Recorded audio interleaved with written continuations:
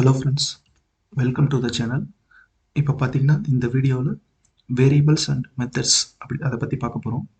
அதுக்கு முன்னாடி யாரெல்லாம் பிகினர்ஸாக இருக்கீங்களோ, இப்போ தான் ஜாவா லேர்ன் பண்ணுறீங்களோ அவங்களாம் கண்டினியூஸாக வீடியோ பாருங்கள். அப்போ தான் உங்களுக்கு ஒரு அண்டர்ஸ்டாண்டிங் வரும். லைக் ஒன் பை ஒன்னாக எல்லா வீடியோவும் பார்த்தீங்கன்னா தான் ஜாவா பற்றி ஒரு அண்டர்ஸ்டாண்டிங் வரும். சும்மா ஒரு வீடியோ பார்த்துட்டு அடுத்த வீடியோ பார்க்காம இப்படி பார்த்தீங்கன்னா ஒரு கண்டினியூஷன் கிடைக்காது. ஓகேங்களா?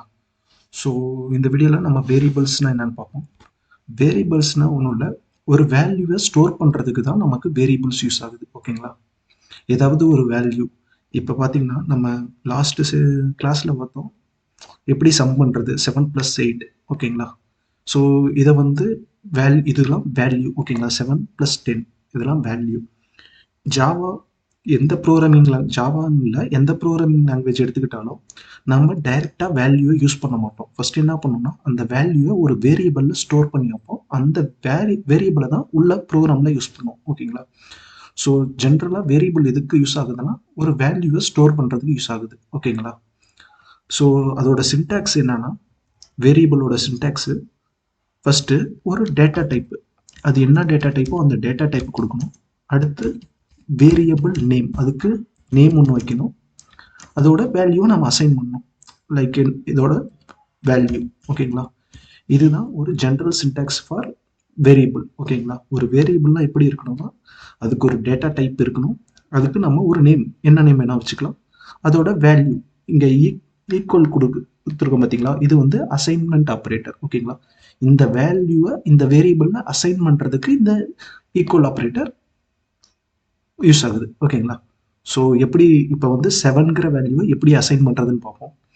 7ங்கிற வேல்யூவை ஃபார் எக்ஸாம்பிள் டேட்டா டைப்பை பற்றி நம்ம நெக்ஸ்ட் கிளாஸில் பார்ப்போம். ஃபுல்லாக டேட்டா டைப்னா என்னென்ன டேட்டா டைப் இருக்குன்னு. நம்ம ஃபஸ்ட்டு சும்மா இப்போ 7 எடுத்துப்போம். இந்த 7ஐ எப்படி அசைன் பண்ணுறதுன்னா அதுக்கு டேட்டா டைப் சொன்னோம்ல. இப்போ நம்பர்லாம் எதில் ஸ்டோர் பண்ணணும்னா இன்ட். ஓகேங்களா? இன்ட்டுங்கிற டேட்டா டைப்பில் தான் நம்பர்ஸ்லாம் ஸ்டோர் பண்ணணும். ஓகேங்களா? இதுக்கு நேம் என்ன வச்சுக்கலாம், 7ஆ அது ஒரு நம்பர்னு வச்சுக்கலாம். இந்த நேம் நீங்கள் என்ன வேணால் கொடுத்துக்கலாம். இதுதான் வேரியபிள் நேம். நம்ம அடுத்து என்ன பண்ணணும், assignment operator equal to value. ஓகேங்களா? இப்படி தான் வேரியபிள் கிரியேட் பண்ணும். இதில் வேரியபிள்னா எதுனா நம்பருங்கிறது தான் வேரியபிள். ஓகேங்களா? இது டேட்டா டைப்பு, இது அதோட வேல்யூ. வேரியபிள்ங்கிறது இங்கே என்னன்னா நம்பர். ஓகேங்களா? இந்த வேரியபிள் எதுக்கு யூஸ் ஆகுதுன்னா ஒரு வேல்யூவை ஸ்டோர் பண்ணுறதுக்கு. இப்படி ஓகேங்களா? இப்போ ஸ்டோர் பண்ணாதான் இது மெமரியில் எப்படி ஸ்டோர் ஆகுனா, மெமரியில் 7ங்கிற வேல்யூக்கு நம்ம நம்பருங்கிற இதை அசைன் பண்ணியிருக்கோம் வேரியபிள். ஓகேங்களா? ஸோ நம்பர் 7 பாயிண்ட் பண்ணிக்கிட்டு இருக்கோம். ஓகேங்களா? ஸோ இங்கே என்ன பண்ணலாம்னா இப்போ நம்பருக்கு இன்ட்டு நம்பர் 7 போட்டோமா, அடுத்து 10 இருக்கா, அதுக்கு இன்னொன்று என்ன பண்ணலாம், இன்ட்டு நம்பர் 2 10 இது மாதிரி கொடுத்துட்டு இங்கெல்லாம் டைரெக்டாக யூஸ் பண்ணாமல் நம்பர் ப்ளஸ் நம்பர் 2. ஓகேங்களா? இப்படி தான் யூஸ் பண்ணணும். ஃபஸ்ட்டு அந்த இதை ஒரு இதில் ஸ்டோர் பண்ணிவிட்டு அடுத்து தான் யூஸ் பண்ணணும். ஓகேங்களா? ஓகே, இதெல்லாம் ஸ்டாட்டிக் பற்றி நான் அப்புறம் சொல்கிறேன். ஸ்டாட்டிக்னா என்ன அதெல்லாம். ஸோ இதுதான் ஒரு ஜென்ரலாக syntax. Data type, variable name and variable value. ஓகேங்களா? இப்போ நான் எக்ஸிக்யூட் பண்ணாலும் அந்த 7 + 10 17 தான் வரப்போகுது நமக்கு அவுட்புட்டு. எக்ஸிக்யூட் பண்ணுறேன். இப்போ பார்த்தீங்களா 17 வந்துருச்சா? ஸோ இங்கே ஸ்டோர் பண்ணி தான் நம்ம யூஸ் பண்ணோம். இதனால் நமக்கு இன்னொரு அட்வான்டேஜ் என்னன்னா கோடு ரீயூசபிலிட்டிக்கு யூஸ் ஆகுது. அதாவது இந்த 7ங்கிற நம்பரை நம்ம அடுத்த லைனில் யூஸ் பண்ணுறதுனாலும் டைரெக்டாக நம்ம நம்பர் 1ங்கிறத யூஸ் பண்ணிக்கலாம். ஒவ்வொரு தடவையும் நம்ம அந்த 7 கொடுக்க தேவையில்லை. ஸோ இந்த இடத்துலையே நான் ஒரு 7 ப்ளஸ் வேறு நம்பரை இது பண்ணோம்னா அந்த 7க்கு நம்ம நம்பர்னு ஒரு வேரியபிளை அசைன் பண்ணிட்டோம். ஓகேங்களா? ஸோ நான் அதையே இங்கே கொடுத்தா போதும். ஓகேங்களா? ஸோ இதனால் கோட் ரீயூசபிலிட்டிக்கு இது ரொம்ப ஹெல்ப்ஃபுல்லாகவும் இருக்கும். ஓகேங்களா? வேரியபிள். ஸோ இது தியரிட்டிக்கலாக பார்ப்போம். ஃபஸ்ட்டு இதுதான் ஃப்ரெண்ட்ஸ் வேரியபிள்லாம் ஒன்றும் இல்லை. அதை ஒரு டேட்டா டைப்பில் நம்ம மென்ஷன் பண்ணணும் அண்டு வேரியபிள் நேம் கொடுக்கணும். இது எதுக்காகுதுன்னா ஒரு வேல்யூவை அசைன் பண்ணுறதுக்கு யூஸ் பண்ணுறோம். அதை அப்படியே தியரிட்டிக்கலாக பார்ப்போம். Variable is a container which holds the value while Java program is executed. அதாவது வேரியபிள்ங்கிறது ஒரு கண்டெய்னர், அதாவது அது ஒரு வேல்யூவை ஸ்டோர் பண்ணுறதுக்கு யூஸ் ஆகுது. ஓகேங்களா? அதுதான் இங்கே இங்கே வேரியபிள் இது நம்பரு, இது எதுக்கு யூஸ் ஆகுது, 7ங்கிற வேல்யூ ஸ்டோர் பண்ணுறதுக்கு யூஸ் ஆகுது. ஓகேங்களா? ஸோ அதான் இங்கே சொல்லியிருக்காங்க. எ variable is assigned with a data type. அதான் நான் சொன்னேன்ல, அதுக்கு முன்னாடி நம்ம ஒரு வேரியபிளை அசைன் பண்ணணும், ஒரு டேட்டா டைப் இன்ட்டு, அது மாதிரி நிறைய டேட்டா டைப் இருக்குது. டேட்டா டைப்பை பற்றி அப்புறம் பார்ப்போம். ஸோ நம்பர்னா அது இன்ட்டு. ஓகேங்களா? இது மாதிரி ஒரு டேட்டா டைப்பை அசைன் பண்ணணும். ஓகேங்களா? வேரியபிள். ஓகேங்களா? Java variable is a name given to memory location. It is basic unit of storage in a program. அதாவது ஜாவா வேரியபிள்ங்கிறது அதாவது நேம், அது வந்து ஒரு இப்போ வந்து இது எல்லாமே ஒரு மெமரியில் ஸ்டோர் ஆகும். ஓகேங்களா? ஸ்டாக் மெமரி, ஹீப் மெமரின்னு ரெண்டு இருக்குது. அது வந்து அப்புறம் பார்ப்போம். இது வந்து மெமரியில் எல்லாமே ஸ்டோர் ஆகும். அந்த மெமரியில் ஸ்டோர் ஆகும்போது இந்த 7ங்கிற வேல்யூக்கு நம்பருங்கிற வேரியபிளை அசைன் பண்ணுறோம். ஓகேங்களா? அதுக்கும் இது யூஸ் ஆகுது. ஓகேங்களா? அதான் இங்கே சொல்கிறாங்க. அப்புறமேட்டுக்கு the value stored in variable can be changed during the execution.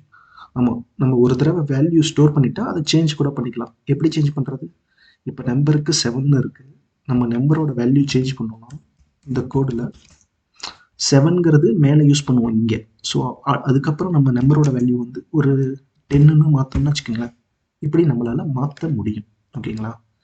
So இப்போ நம்ம பிரிண்ட் பண்ணி பார்த்தா இங்கே அடுத்த லைனில் இங்கே என்ன வரும், நம்பர் வேல்யூ 7, நம்பர் 2 வேல்யூ 10, 7 + 10 17, 17 வந்தது.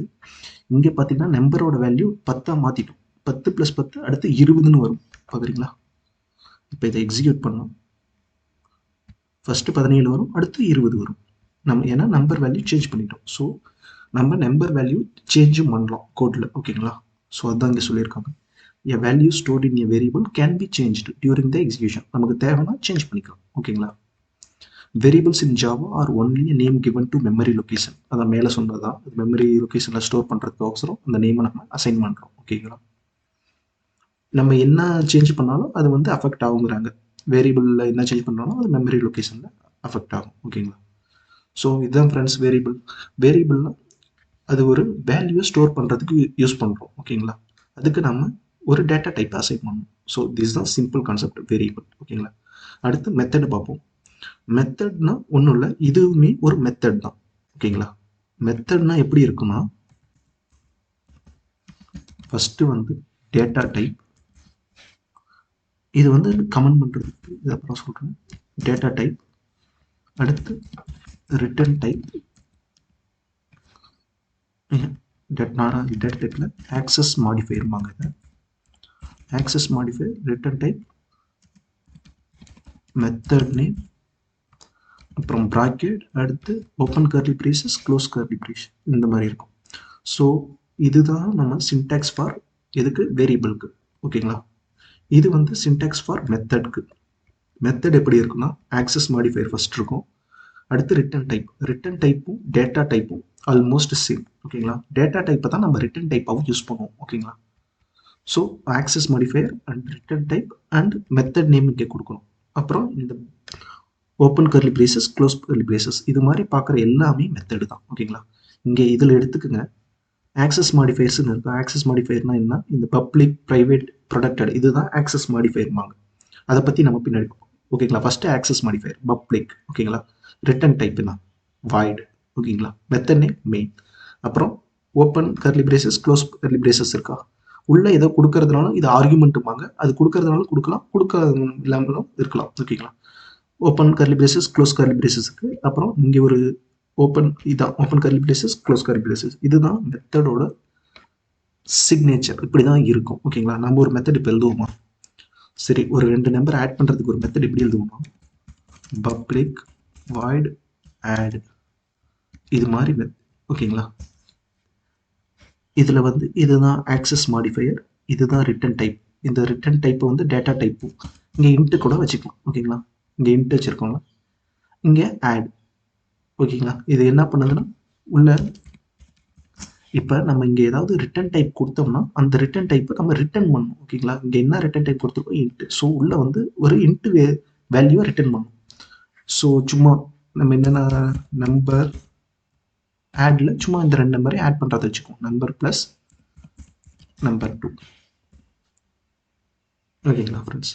இப்படி தான் மெத்தடை எழுதுவோம். மெத்தட் நம்ம எதுக்கு எழுதுறோம்னா, ஒரே ஒரு ஃபங்க்ஷனை திரும்ப திரும்ப பண்ணுறதுக்கு ஓகேங்களா? நம்ம மெத்தட் எழுதிட்டு அதை நம்ம எங்கெங்க வேணுமோ அங்கே கால் பண்ணிக்கலாம்.